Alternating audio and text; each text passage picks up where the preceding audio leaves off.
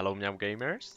Today we'll be casting yesterday's PBC Championship finale from the European Pokébot Cup. The game happened between me and Melvin Fro, and well, let's get right into it. I thought of casting these games because, well, I use some funny strategies, so I'm sure you'll like it. So here is me, spawning in the south with a classic meek deck with plant contain, this contain deck.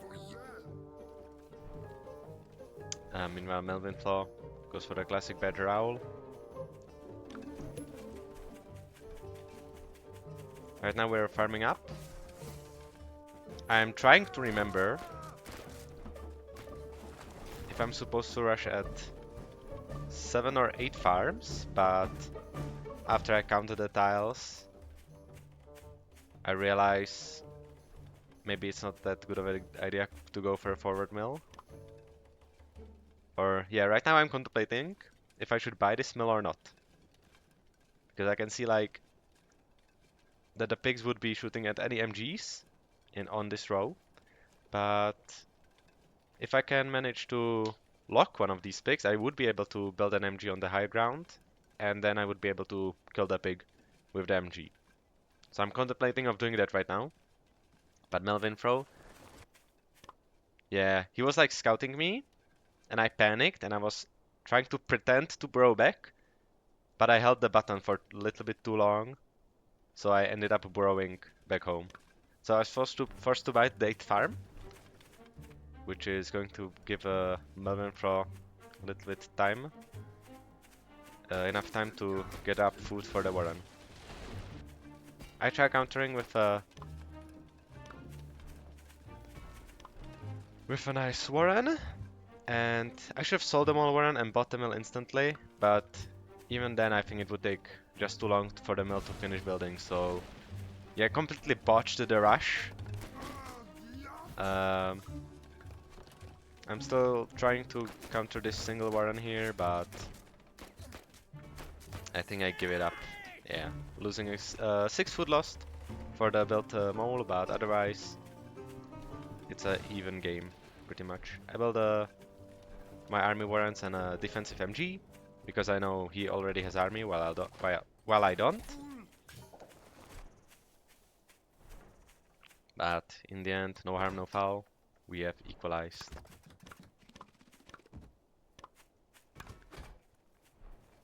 I realize that I don't really have that good of a mid-game composition, so I know I should probably push on one base with my ferrets, since I spot him expanding and building the farm.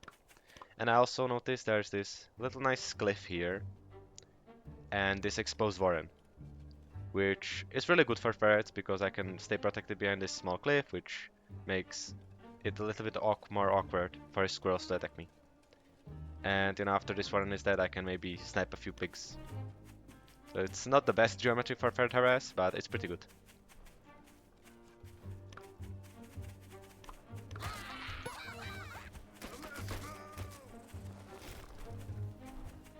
Yeah, we're both just doing classic plays. I'm just waiting for my ferrets to come out. And I start rallying. Didn't even know he built that badger, but yeah. I come to the cliff and start attacking. I retreat a little bit. I am actually one tier 1 behind right now.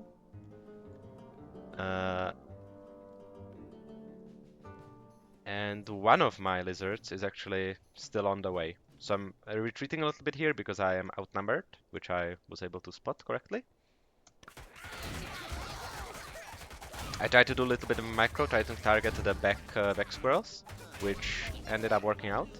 And we trade pretty much evenly. And by evenly, I mean I was twice as efficient as him. That's the power of ferrets. And now I just Yeah, he sells it off, so that's 40 food value for me.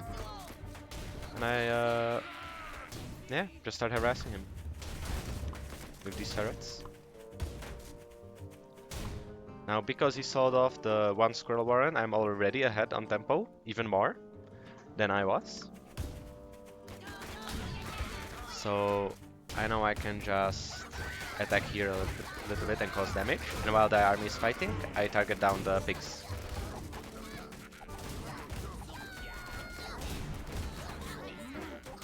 Yeah, I died here a little bit, which was a bit unfortunate, but I only lose one ferret, luckily. And now I'm ahead on economy, and still ahead on army. His battery actually started building,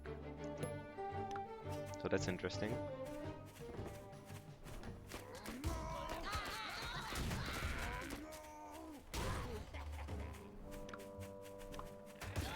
I know I'm ahead, so I just attack his army, and he taps out. So a really nice ferret attack from me after the failed, completely botched MG rush. Let's check out game 2.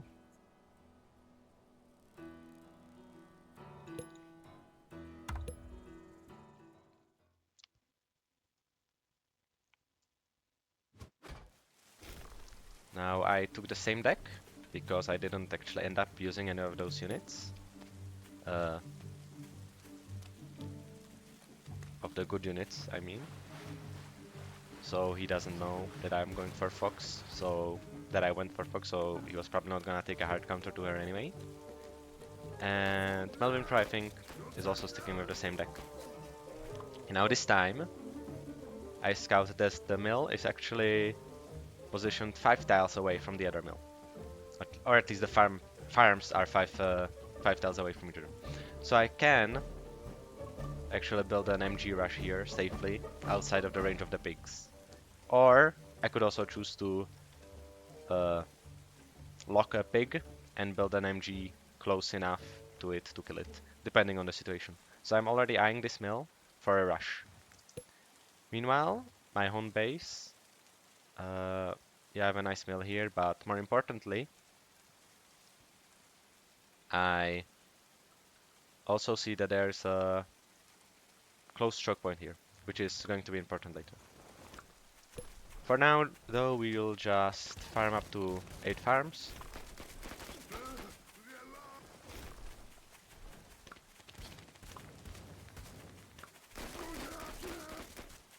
And now I buy the mill.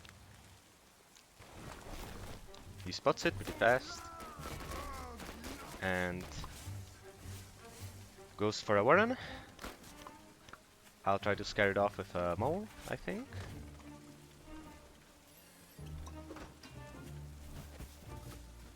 I'm actually waiting for the mill to build, so I can buy multiple MGs instead. A bit of a risky play, but maybe safer than the moles. I actually don't know if a mole kills a warren this close to the pigs.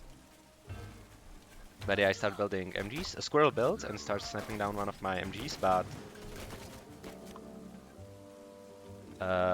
yeah, but they build fast enough, and Melvin actually sells off the warren before it takes any damage, which means he gets full food and he gets the extra squirrel from the production because the squirrel doesn't get sold off. So a nice play from him. Yeah, then he starts attacking from this side where I already have a weakened MG. Defenses are always weakest from the side because of the surface area. I mean, that's basic attack logic. Unfortunately, he attacked a little bit too quickly. Didn't have enough squirrels, and I get a really nice trade. 2 squirrels for free. And I am trying to build an MG on this nice high ground right here, but he just keeps attacking, so I am unable to get it. You know, I realize now that this position is untenable. He's getting a critical mass of squirrels, so I sell off and burrow back, because I remember meeks, saying that the frontal base can be used as a distraction for early fox, which is exactly what I start doing here. I burrow back to make him think I'm still doing something, so he doesn't. So he spends as much time here, but then I see that it's all over, so I just go back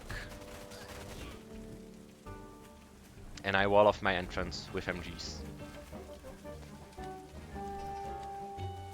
Sadly, they don't build fast enough, so Melvin is able to scout my fox, which is already almost halfway there, and tries countering with early owls. 2 of them, in fact.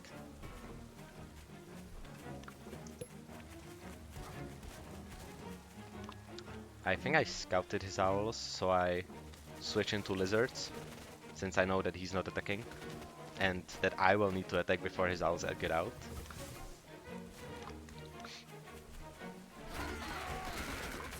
Maybe I scout them now. Oh well. And I start heading out and clearing out these campfires to get ready for my attack. Melvin Frost sells off so he can start by building both owls. He's just trying to buy time for them to get out, because when they get out, my fox will kind of waste shots on their mice, and you can snipe down the owls, but it's risky because then you cannot run away with your fox. So, well, let's see how the game will go. My fox is out and on its way. I'm building a few moles for support, so they can tank against those squirrels and potential mice, because I don't actually know how far ahead I am against those owls. And I start sniping. And I know I have to force a fight as soon as possible. I cannot just get value with my fox, so luckily he retreats back behind this mill, which gives me an opportunity to pick off this fox for free. And then he runs in front of the mill, which actually gets him a lot of free value, but I end up winning anyway. Yeah, his owl does manage to get out, but it's kind of trivial to snipe it down when it's alone. Woo! I do end up shooting it, but my fox only had 1 HP, so I cannot sacrifice it, but now it's an obvious winning position. He has only 1 farm. I sell off my fox, and I just charge with a mass tier 1. He's actually trying to rebuild the owl, interestingly. But yeah.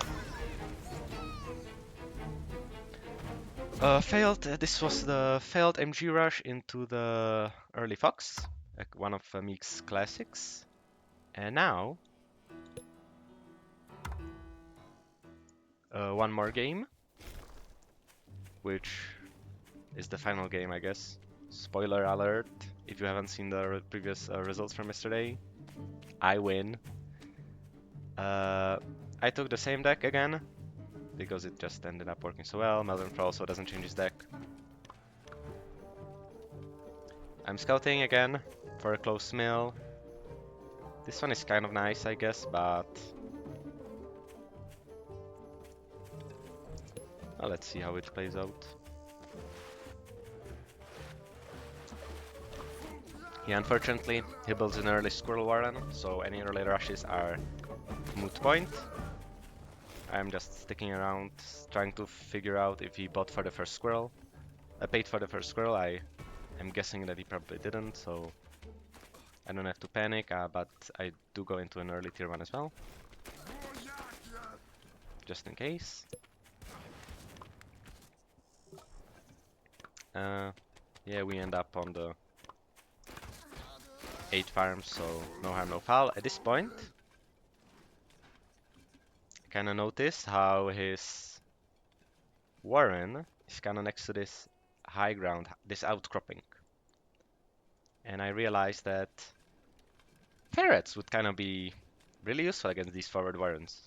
These frontal warrens. Not really forward warrens. These frontal warrens. So I start thinking how I should execute a ferret rush. I'm just scouting around, maybe trying to fake a little bit of a mill thingy, but I scout Melvin Pro instead. Try a little bit of mole shenanigans, but nothing pays off. And I go into my own tier 2. Now at this point, I'm thinking, he's probably going to scout me. I mean, he's on his way. If I spot him and then try to fake me taking an expansion, I mean, that would be an obvious fake out. So I know that I have to buy a mill now and then go outside in order for the fake to be convincing. I buy this, he scouts me like, he must have just bought an expansion. How extremely convincing. And I had to do it. Had to fake my own expansion to convince him to buy a farm. Because if he buys a farm and a mill, that means I'm 120 foot ahead, and ferrets are really strong in that scenario. So I see he disappears, I burrow back, sell the mill, and go tier 1. Now my ferret is building. He even goes into his own tier 2, which doesn't end up being a mistake. I think it does get out pretty fast, but it's super risky to eco and tier 2 at the same time. I mean, I guess he thinks I'm ecoing as well, but so it's not a misplay. No, it's not a misplay based on what he saw, but that's why it's like it's objectively a misplay from an omnipotent point of view, which is why it's so good to misdirect him with the fake mill, the fake expansion. Anyway, I see that my plan is working perfectly, that he's going tier 2 and ecoing. He spots that I have no expansion and yeah, he's gonna buy army.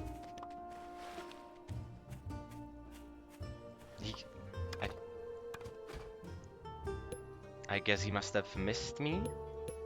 Must have not seen me.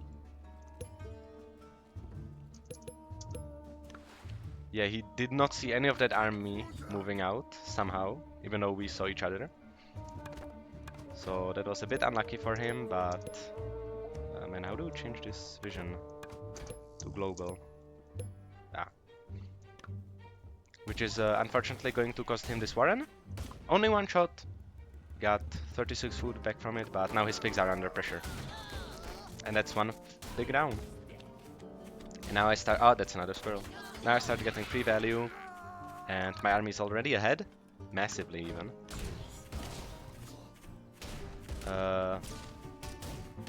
Yeah, this skunk is doing a little bit of nice suppression, but I decide to pull the trigger, because I know I'm ahead. I get... Well, I guess his warrens do a lot of warren tanking, because it was my lizards attacking the warren, not my ferrets. But I just let my... At this point I just let my army fight, and I try to macro my ferrets to on those warrens in the back. Or the pigs, actually. Actually, I have no idea what I mean. But now I decide to target fire the warrens. Okay. Okay, one warren. And then I pull back. That's 3 pigs, 2 warrens down. A huge tempo advantage. My army traded pretty badly, but army doesn't matter if you have the tempo.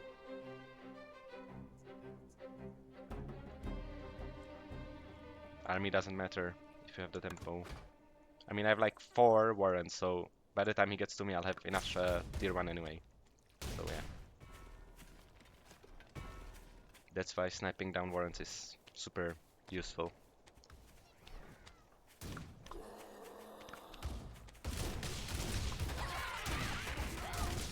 Yeah, he's doing really nice micro with those skunks. I tried to target fire them, but he micros them really well. And trades really nice against me. Doing really good tanking, but unfortunately my ferrets, they just get too much value. And he taps out. And that is how I beat God himself in the European PBC. Thank you for watching.